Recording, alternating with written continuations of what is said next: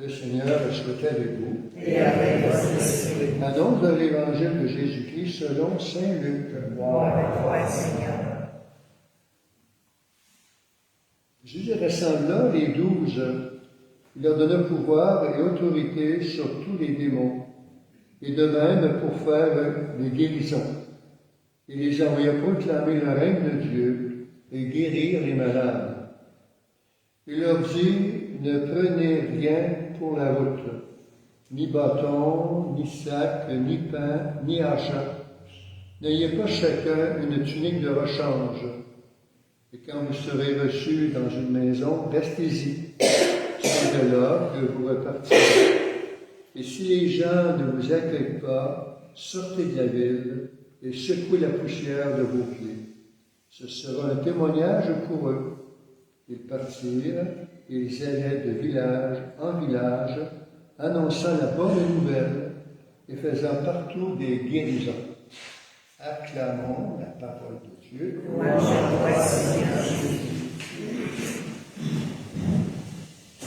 Le Père Frédéric, on l'appelait autrefois le bon Père Frédéric Johnson. Et on le surnommait ainsi par le fait qu'il était bon pour les pèlerins. Il y avait une bonne parole pour eux. Et pour les encourager, bien sûr, à être fidèles à l'amour de Dieu. Alors on dit qu'il y avait comme mission d'annoncer l'Évangile. Et la première lecture donne bien sûr la primauté de l'amour. Dans notre vie d'enfant de Dieu, nous recevons plusieurs dons. Et les dons qu'on reçoit, ce n'est pas pour nous prévenir ou le démontrer aux autres, mais plutôt ces dons-là pour mieux servir et pour mieux aider nos proches que Dieu met sur notre route.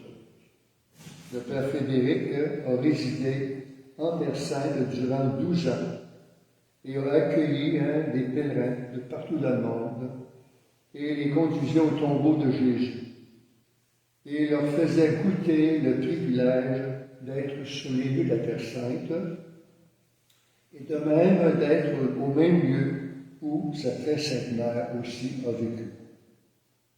Il mettait donc en évidence le prodige des yeux qui se sont produits au petit sanctuaire de Notre-Dame-du-Cap, où la Vierge, pendant une dizaine de minutes, s'est ouvert les yeux, regardant vers la ville de Trois-Rivières.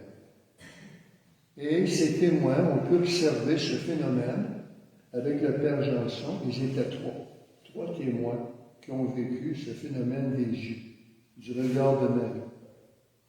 C'est à partir de cet événement qui a eu lieu en juin 1888 que le petit sanctuaire fut consacré à la Vierge Marie et qui attire aujourd'hui de nombreux pèlerins.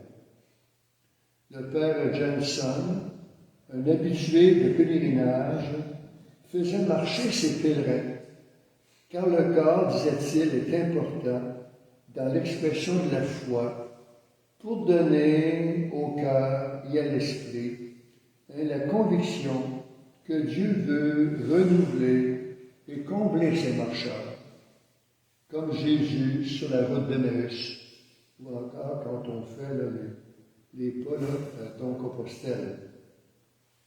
Alors, le bienheureux Frédéric a été touché par le mystère de la croix du Christ, attaché à la Terre Sainte, et qui a vu naître notre Sauveur, un prédicateur exceptionnel sur la parole de Dieu. Il a marqué la population du Québec dès son arrivée.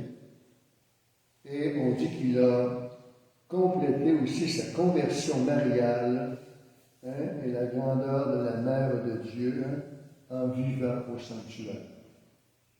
Notre-Dame-du-Cap est donc devenu un lieu très fréquenté, autant par nous les Canadiens que par les Américains. Alors, célébrons donc dans la joie le bienheureux Frédéric et toute sa mission pour nous faire ainsi prier et rencontrer Jésus et la très sainte Vierge Marie. Amen. Amen.